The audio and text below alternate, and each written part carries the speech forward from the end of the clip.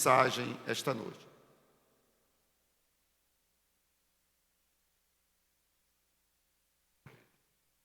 Glória a Deus. Quero cumprimentá-los com a paz do Senhor Jesus.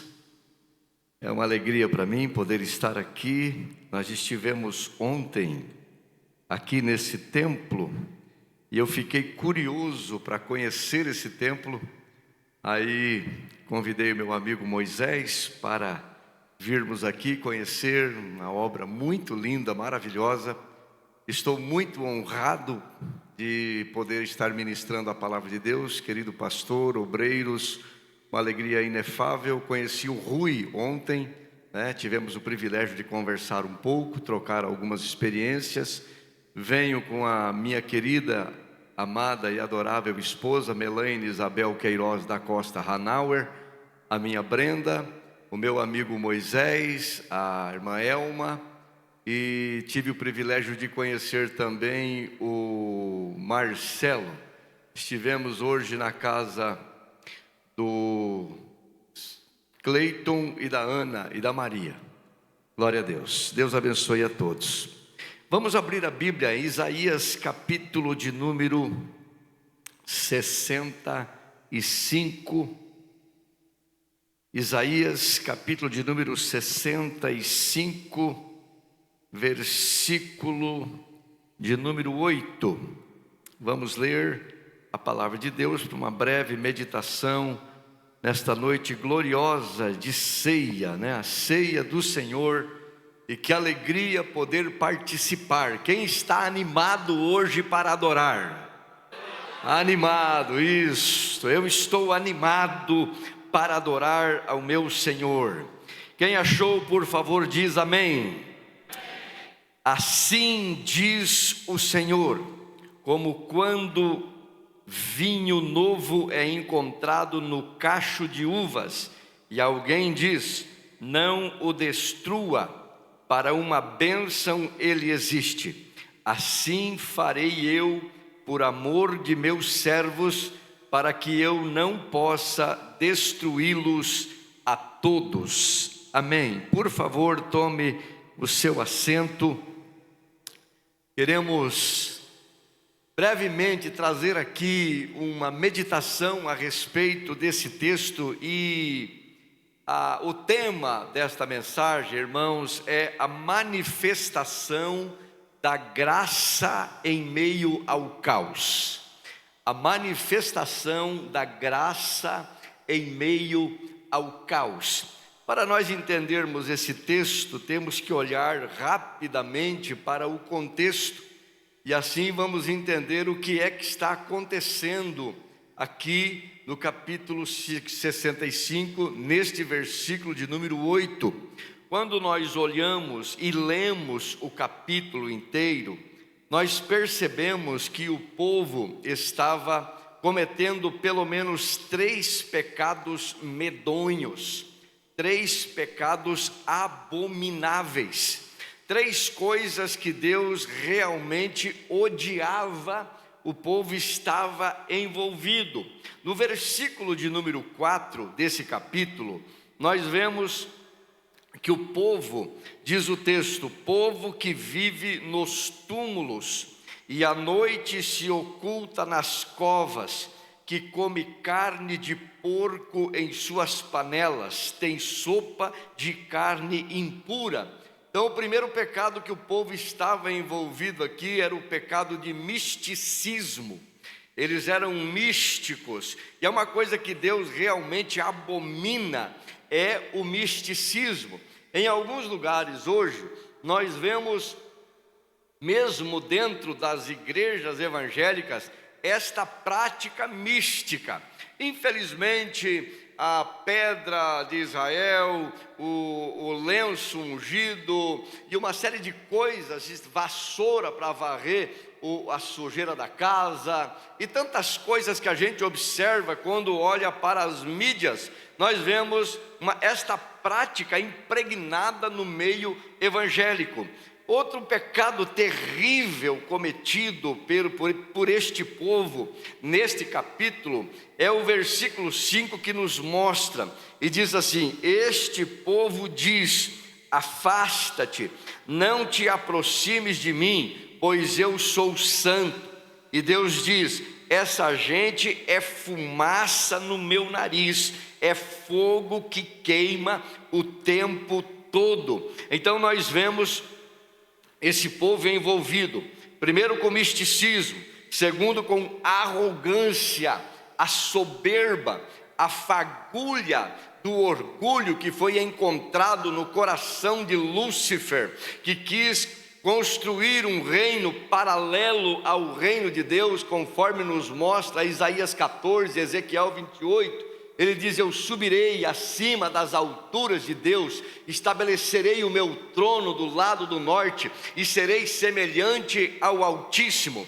Então nós vemos esse povo envolvido com pelo menos 3 pecados. O primeiro está no versículo 3, que é um dos piores. Diz assim: esse povo que sem cessar me provoca na minha frente, oferecendo sacrifícios em jardins e queimando incenso em altares de tijolos. Nós vemos a ótica de Deus, a revelação de Deus. Quando Deus olha para este povo, Ele percebe estes pecados, e o pecado gera o caos.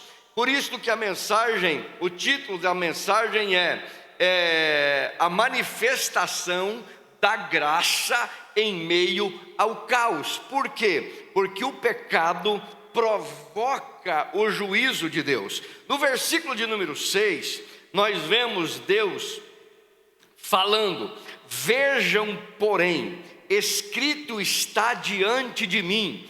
Deus aqui está irado, Deus aqui está furioso, Deus aqui está querendo derramar a sua ira sobre este povo. E Ele diz: vejam, porém, escrito está diante de mim, não ficarei calado, mas darei plena retribuição, eu lhes darei total retribuição, tanto por seus pecados como pelos pecados dos seus antepassados, diz o Senhor.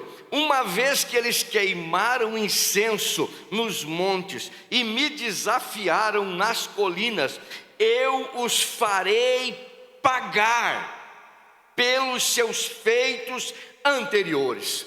Veja que Deus, Ele está manifestando nestes primeiros versículos a sua fúria.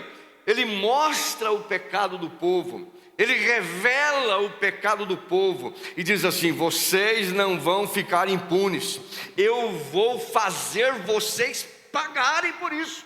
Parece que eu vejo Deus sentado no trono com um chicote na mão, com olhos de fogo, com fúria na alma, pensando em destruir aquele povo. Mas veja que eu gosto muito de observar a Bíblia e amo a palavra de Deus, que no final desse texto, quando ele diz assim: eu os farei pagar pelos seus feitos anteriores. Mas aí tem um ponto, e esse ponto é um ponto final. É como se terminasse aqui um pensamento, como se fosse o fim de um pensamento. Subitamente surge o versículo de número 8. E no versículo de número 8 nós vemos a manifestação da graça.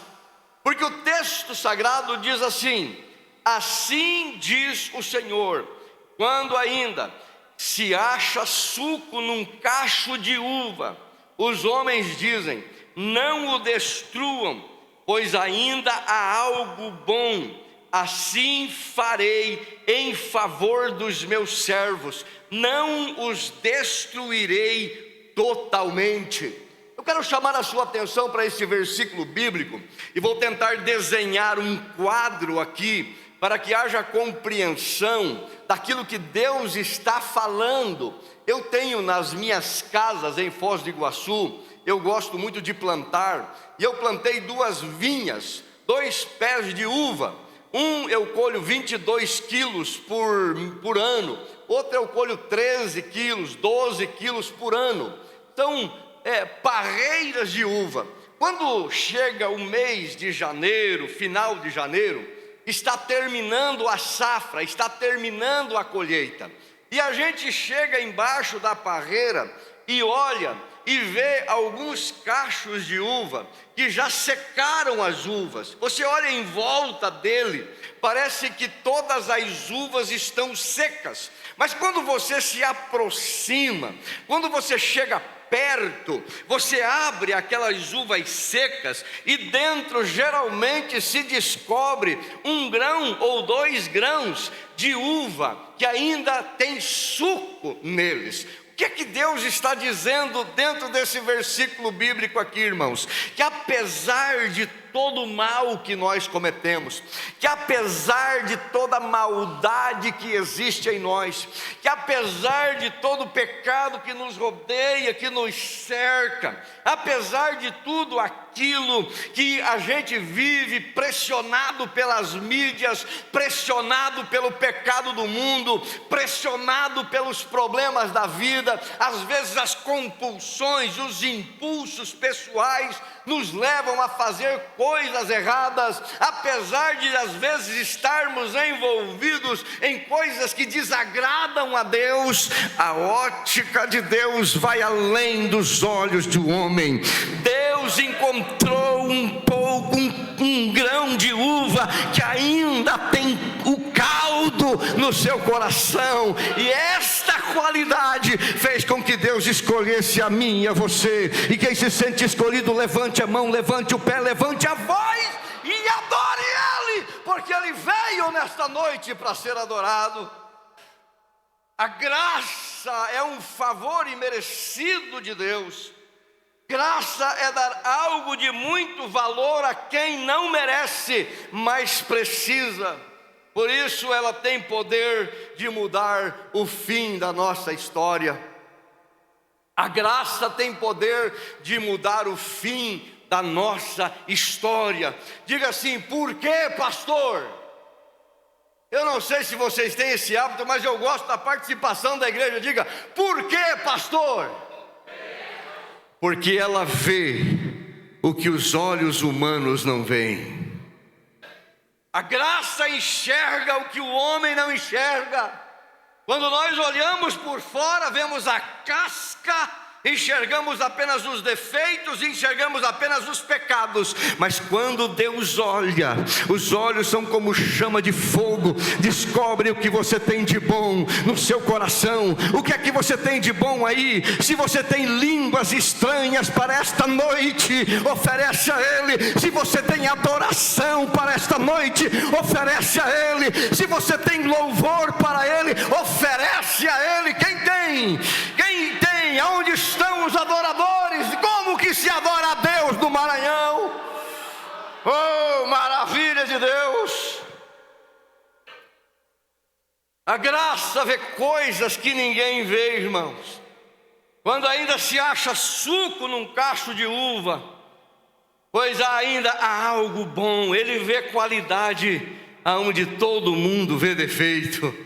Ele enxerga a qualidade aonde todo mundo vê defeito.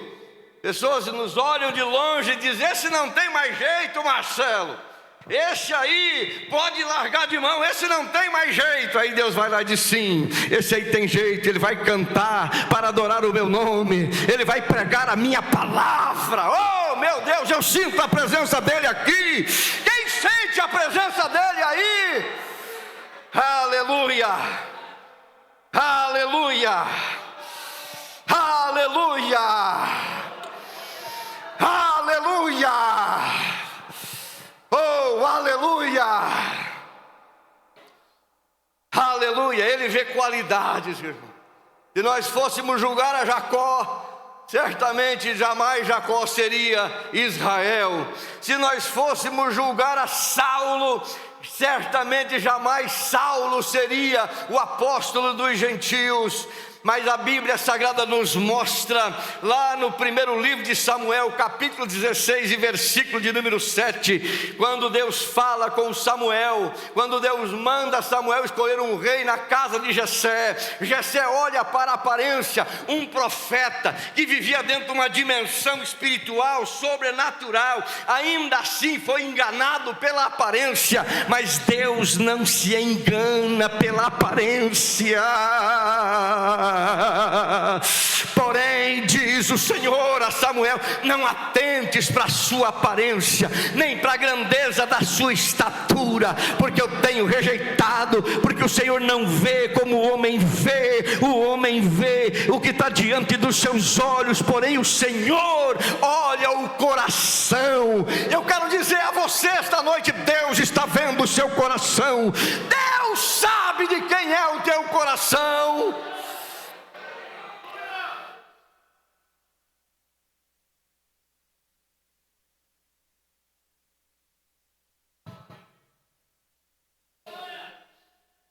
Aleluia.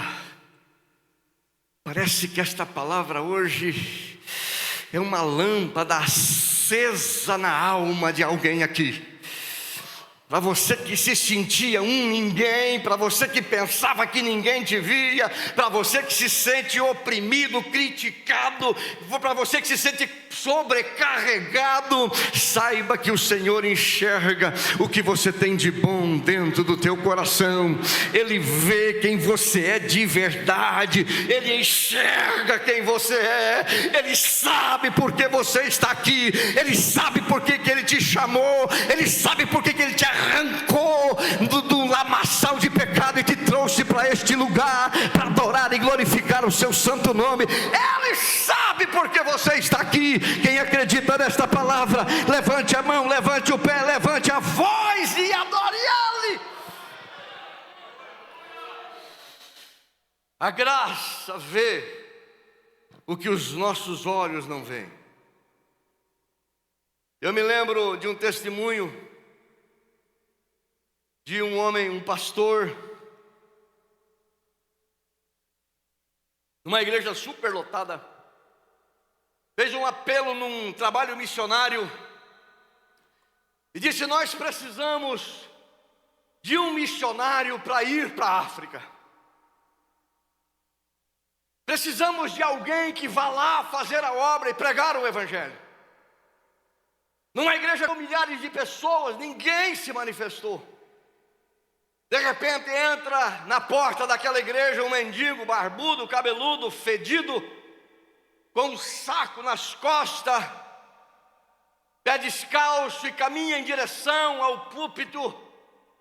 Chega na frente, se prostra diante do púlpito e diz: pastor, eis-me aqui. Aí o pastor olha para baixo e diz: pastor Seymour, que bom que o senhor está aí. Um obreiro puxa o paletó dele e diz assim: o senhor não está vendo que é um mendigo? Ele disse: isso é o que você vê. Eu estou vendo um missionário. Eu estou vendo alguém que vai mudar a história de um país.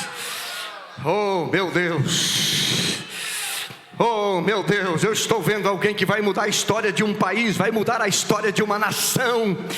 Meu Deus, irmão, saiba por que Deus te chamou. Há algo bom dentro de você. Você precisa dar o que você tem para alguém. Você precisa dizer ao seu vizinho, ao seu amigo, ao colega de colégio, à empresa: você precisa dar o que você tem de bom para alguém. Dê o que você tem para alguém. Diga: Jesus te ama e quer salvar a sua alma. Eu sinto Ele aqui hoje levantando homens e mulheres que estavam até hoje no anonimato, não sabiam por que estavam aqui, mas hoje Deus fala contigo dizendo: eu te chamei porque tem algo bom dentro de você. Às vezes as pessoas não veem, mas eu enxergo o que você tem dentro do seu coração. A graça, ela vê coisas que ninguém vê. Ela livra da destruição iminente. Caso de Ezequias, caso da família de Noé, Caso de Ló, que foi salvo de Sodoma e Gomorra, de Daniel na cova, de Amazias, Azarias e Misael na fornalha. Caso do Anderson, um amigo meu que mora em Barra do Quaraí, no extremo do estado sul, divisa com Monte Sião, do Uruguai. Jovem na cidade de Foz do Iguaçu, levou um tiro no peito. Na verdade levou 8 tiros, mas o mais perigoso foi no peito. E ensanguentado dentro de uma moita, fugindo dos bandidos da boca de fumo, ele disse: Deus, se o Senhor me der mais uma oportunidade, eu vou te servir. Correu para casa, foi levado pela mãe para o hospital. Dali a alguns dias ele estava na rua de novo. Aceitou a proposta de ir para a Barra do Quaraí para matar 2 pessoas lá, porque ele era matador de aluguel. E quando ele chegou lá, desafiava todo mundo. Casou com uma macumbeira chamada Letícia Sanabria. E aí os dois, em bêbados, geraram um filho chamado Cauê. E esse menino adoeceu. E de repente, 5 irmãs orando, as irmãs do coque. 5 irmãs orando na igreja. De repente uma delas diz assim: Deus me mostrou uma casa, e nós temos que ir nesta casa. Saíram as 5 irmãs com a Bíblia na mão e foram à casa do irmão Anderson. Chegando lá, bateram palmas e disseram: Deus nos mandou aqui. E ele saiu bravo, sem camisa, revólver na cinta: o que vocês querem aqui? Deus nos mandou aqui. Tem uma criança que está morrendo aqui dentro. E ele disse: tem mesmo, é meu filho Cauê. Já levei para o médico, não resolveu. Demos banho de sangue de bode, de galinha preta. Já fizemos todo tipo de trabalho, os orixás, os guias, o Exu. Ninguém conseguiu fazer nada. Ela disse: pois é, Jesus mandou nós aqui para curar o seu filho, para livrar ele da morte. Ele olhou para aquelas mulheres, foi lá dentro, colocou uma camisa e disse assim: se esse Jesus curar o meu filho, a partir de hoje eu vou servi-lo. As mulheres entraram lá dentro, oraram pelo Cauê. O Cauê levantou da cama, pediu comida, começou a correr dentro de casa. Letícia Sanabria e Anderson Silva prostraram-se no chão, aceitaram a Cristo, e hoje é um pregador do Evangelho. Oh, meu Deus! A graça livra da destruição eminente. A graça livra da destruição eminente.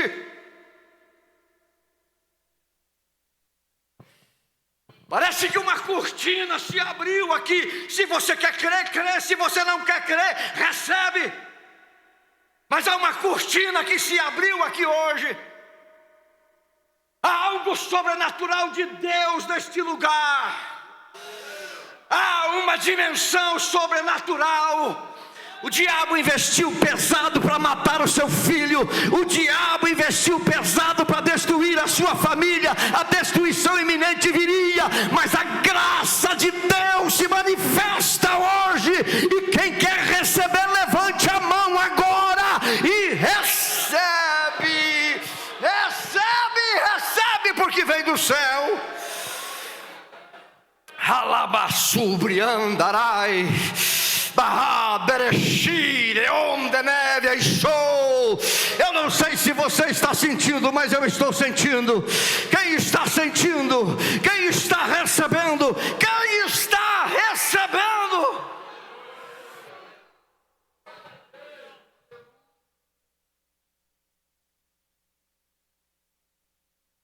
A graça faz aquilo que parecia perdido ser restaurado. A graça faz aquilo que parecia perdido ser restaurado.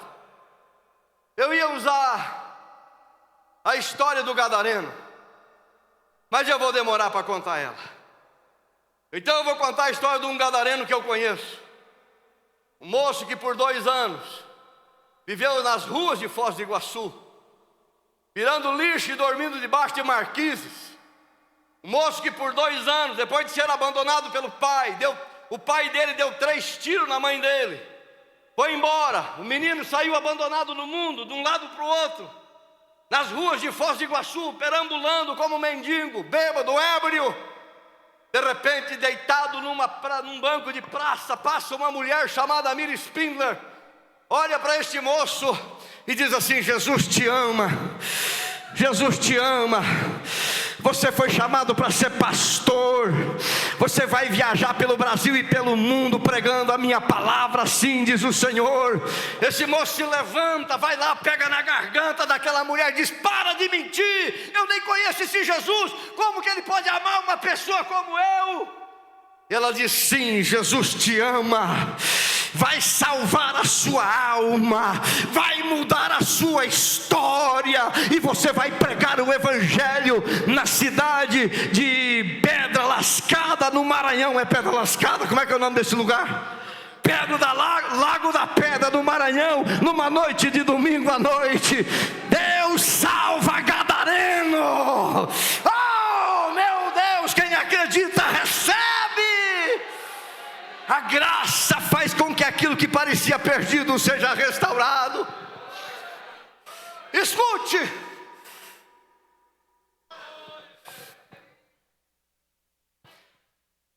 Não desista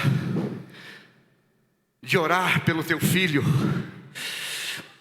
Não desista de orar pela tua família. Não desista. Não pense que está perdido. Não pense que está perdido. Não desista de orar pelos teus. A graça arranca do poço. A graça faz aquilo que parecia perdido ser restaurado. Eu encerro. A graça faz você frutificar além das expectativas. A graça tem o poder de fazer você frutificar. Versículo de número 10 do livro de Isaías, 65 e 10 do livro de Isaías. A graça faz você frutificar além das expectativas. Veja o que diz a Bíblia: para o meu povo. Não é para qualquer um, não, é para o meu povo. Não é para qualquer um, é para o meu povo que me buscou. Também não é só para aquele que está na igreja, é para o meu povo que me buscou. Saron será um pasto para os rebanhos, e o vale de Acor um lugar de descanso para o gado. Sabe por que há tanta briga na faixa de Gaza? Sabe por que há uma guerra lá na Palestina? Porque a faixa de Gaza é Saron, é uma faixa de aproximadamente 20 por 80 quilômetros. É a terra mais produtiva que existe na face da terra. É a melhor terra que existe no mundo, está lá. É a faixa de Gaza, é Saron. Mas mesmo que você esteja frutificando e não sabe o que fazer com tantas bênçãos que vem na sua vida, ainda será maior o que Deus fará. Porque a graça faz você frutificar. Quem recebe? Oh meu Deus, oh meu Deus, que pena que só tem até a meia-noite para pregar. Quem recebe? Quem recebe? Quem recebe? Quem recebe a palavra hoje? Saron, abundância. Vale de Acor é vale da morte. Sabe aonde Acã foi morto com os 250? No vale de Acor. Lá ele foi morto. Mas o que é que acontece no vale de Acor quando a graça se manifesta? Se torna lugar de descanso. Aquilo que antes era morte, agora é lugar de descanso. Oh meu Deus. Aquilo que antes para você era morte, quando a graça de Deus se manifesta, vira lugar de descanso. Esse problema que você está vivendo, esta luta que você está passando, esta dor que você está sentindo, este deserto que você está passando, este vale que fechou de todos os lados a sua vida, vai se tornar um vale de descanso para você e para a sua sua família, porque a graça muda o fim da tua história. A graça muda o fim da tua história. O diabo escreveu um veredito falando sobre morte, destruição e perdição, mas a graça manifestada escreveu uma nova história. Hoje tu não está mais perdido, foi achado e vai morar no céu. Antes falava palavrão, hoje fala em línguas estranhas. Antes cantava para o mundo, hoje adora a Deus. Aonde estão os crentes deste lugar?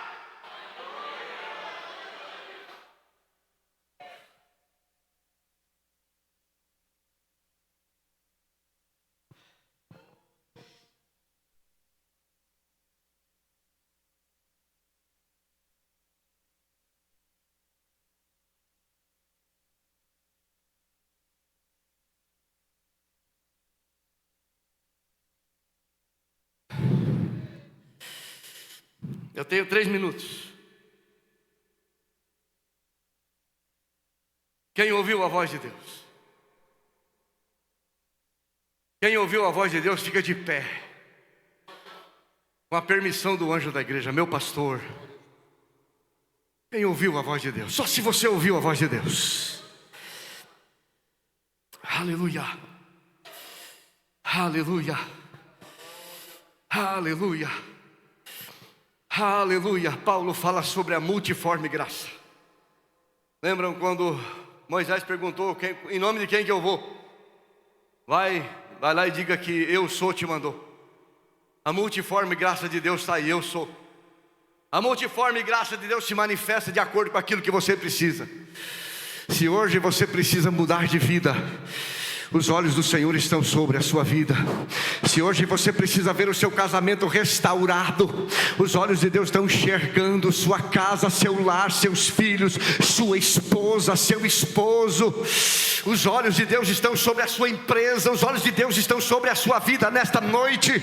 Coloque a mão no seu coração, eu vou liberar esta graça sobre a sua vida agora, em nome de Jesus Cristo. Fecha os teus olhos, é a hora do milagre, é a hora da manifestação da multiforme graça. Recebe graça, recebe graça. Você vai dizer, eu não mereço, mas ninguém aqui merece, eu também não mereço, ninguém merece. Graça é favor imerecido. Você vai ser curado, não é porque você é bom. Você vai ser abençoado, não é porque você é bom, é porque a graça de Deus se manifesta neste lugar. Pai, no nome de Jesus. Oremai, Sharai, Ore calaba sobre andarai. Bereshi de onde neve achou. Uramanabasui calaba sobre andarai. Em nome de Jesus, em nome de Jesus. Em nome de Jesus eu libero sobre a vida do teu povo neste lugar esta graça que cura, esta graça que salva, esta graça que abençoa, esta graça que renova, esta graça que levanta o caído, esta graça que restaura, restitui. Eu libero sobre o teu povo em nome de Jesus. Quem recebe levanta a mão, quem recebe levanta a mão, quem recebe levanta a mão e ora, diga eu quero, eu preciso, eu desejo. Isto, recebe a graça.